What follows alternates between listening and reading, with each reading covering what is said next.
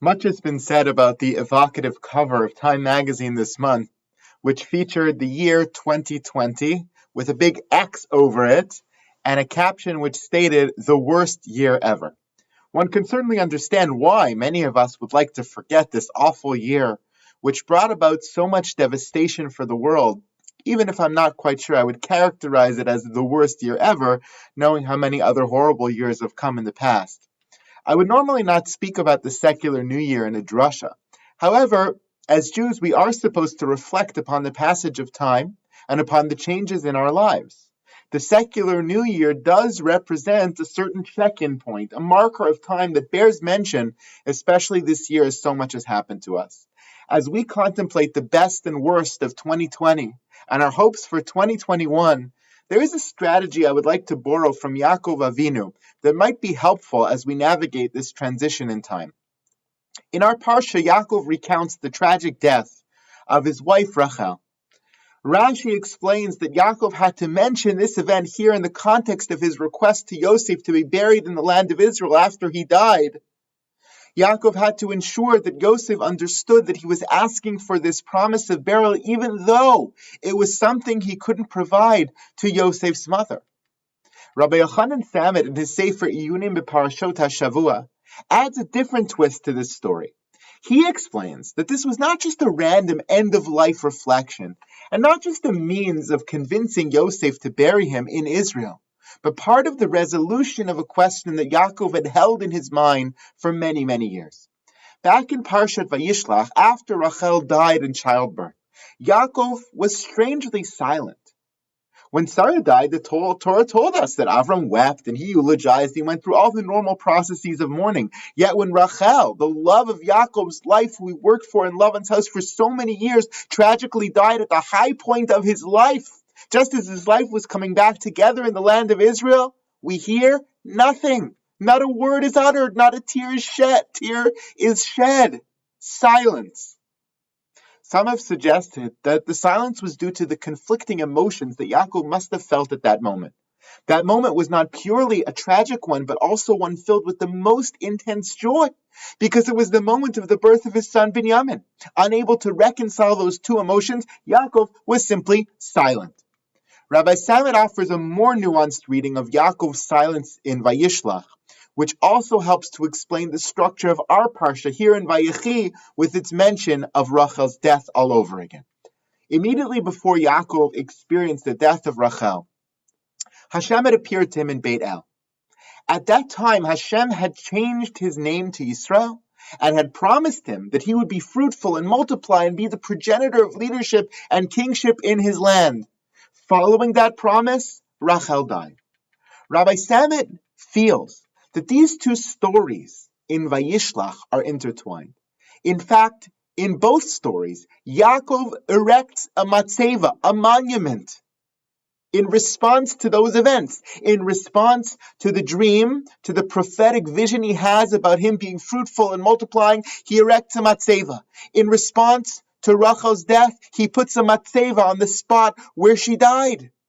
Rabbi Samet feels that because of the link of the matzeva in both stories, there is a hint that these two stories are not just being juxtaposed textually and chronologically, but they are connected thematically as well.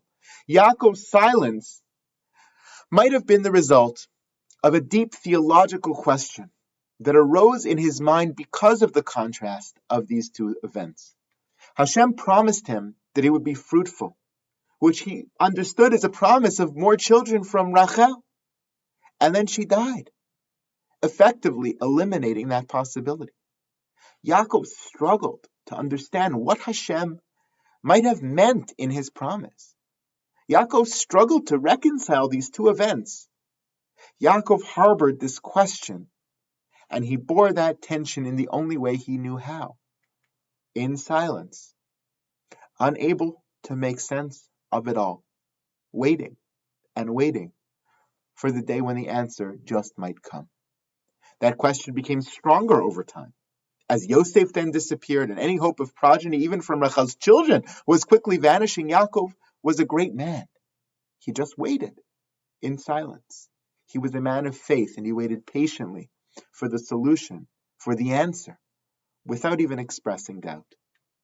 It is only once we reach our Parsha, after Yaakov is reunited with Yosef and he meets his grandchildren, that the tension is resolved and the question is finally answered. In our Parsha, Yaakov purposefully brings us right back to that moment in time when his question arose as a preface to the resolution of that tension. In our Parsha, Yaakov not only mentions the death of Rachel, but actually begins the story earlier by mentioning the promise that Hashem had made to him in Beit El. Vayomer Yaakov el Yosef, El Shaddai nirai elai beluz beretz Canaan, vayevarach oti, vayomer elai hineni mafrecha v'yirbiticha u'netaticha li kalamim, v'natati et haaretz azol zaracha acharecha achuzat olam. He starts the story much earlier. In the context of our parsha, it doesn't even make sense. He could have just started with the death of Rachel and said, Yosef, please bury me in Israel. I'm sorry I didn't do this for your mother. According to Rashi's explanation, that's the only piece of the story we would need. Why does he start the story earlier? Why does he tell him about the dream in Luz and Beit El and the promise of Hashem for progeny and to be fruitful and multiply?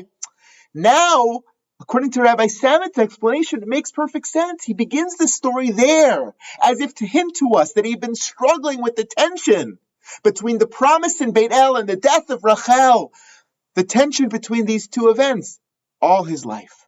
And then right in the midst of that passage, he so powerfully and poignantly says to Yosef, Ata, ve'ata, and now, Shnei banecha hanoladim lecha be'eretz Mitzrayim ad bui elecha Mitzrayima lihem. The two boys that were born to you in Egypt before I ever came down here, they're mine.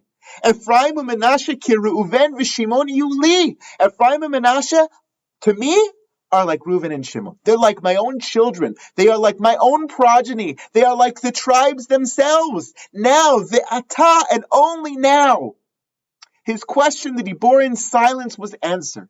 Yaakov finally saw that the promise of progeny from Rachel was fulfilled, but not in the most direct way. It was through Rachel's son, Yosef, that the promise to him was upheld and brought to fruition. It may not have come about in the way he imagined, not at the time he imagined, not with the speed he imagined, but it did come about. It's because of this realization that Yaakov characterizes those children, Ephraim and Menashe, not as his grandchildren, but more like his sons, the direct result of Hashem's promise to bear him more children from that line of Rachel. As Rabbi Samet so beautifully says, the miracle of Yosef's return to the family, not only as a live person, but as someone who had merited to bear children, to be fruitful and multiply, was suddenly revealed to Yaakov as the solution to the riddle.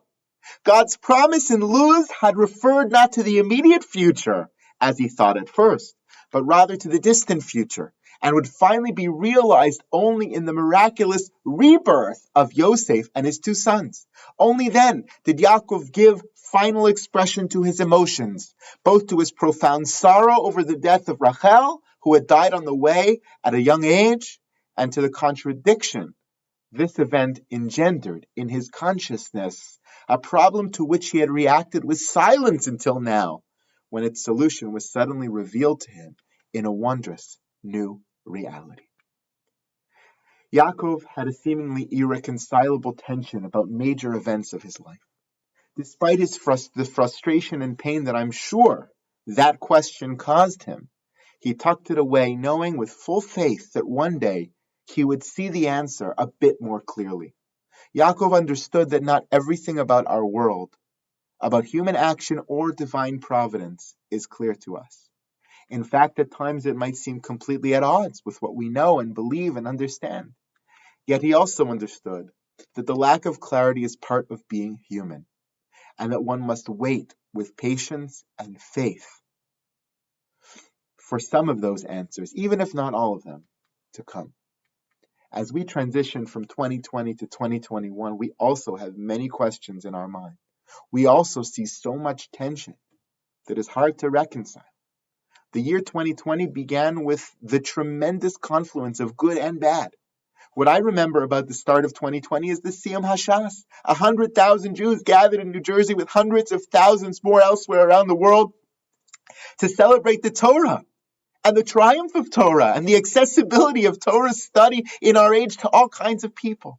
What I remember about the start of 2020 is the YU Kola we hosted at KMS along with Rabbi Dr. Jeremy Weider to raise the bar of Torah in our community. What momentous and life-changing, life-affirming, positive, historic moments those were. At the very same time, what I remember about the start of 2020 is the increase in news articles and the growing concern surrounding a flu-like virus in Wuhan, China, and very early reports that we might be in for the emergence of a serious and unknown virus. The start of 2020 was filled with such a mix of unprecedented highs and lows. And the end of 2020 felt this week much the same. For me, the end of 2020 marked the high of seeing the approval of a COVID vaccine and some small amount of light begin to emerge after this long and dark tunnel. At the same time, the end of 2020 marked the low of increased cases of COVID, lockdowns around the world, more federal holidays during which it was simply not possible to visit with friends and family. The entire year of 2020 has been filled with so many unprecedented highs and lows. It was a year of the lows of a global health crisis, of painful questions about racial injustice, of devastating fires in California and other natural disasters, of a polarizing presidential election in the US, and the collapse of yet another government in Israel. At the same time, it was also a year of the highs, of self-discovery, of family time, of amazing community, and so much unity and chesed.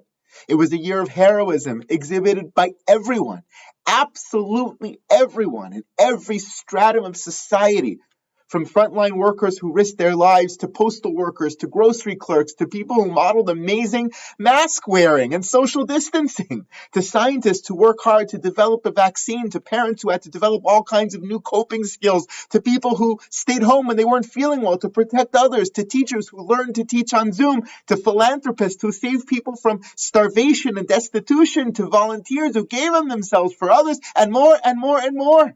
2020 was a year of so many unprecedented highs and lows. It was a year of so much bad and so much good. It was a year of so many unanswered questions and what ifs. What are we to make of all this? How could it be? What does it mean? Where will it lead? What will next year look like? Should we X out the year 2020? Was this really the worst year in history like Time magazine claimed? All of these are complex and even painful questions that weigh on us at this very moment. We, like Yaakov, must wait with patience and with hope and with faith for the day when we just might gain a bit more clarity. We must hope, as Yaakov did, that even if we never fully understand Hashem's ways or the events of our lives with the passage of time, we might gain a bit more insight than we have right now. May we see that somewhat clearer picture very soon. And even more importantly, may we merit more calm, more health, more peace, and more stability in 2021. And may we be the continued beneficiaries of much kindness from Hashem and from our fellow human beings. I wish you all a Shabbat Shalom.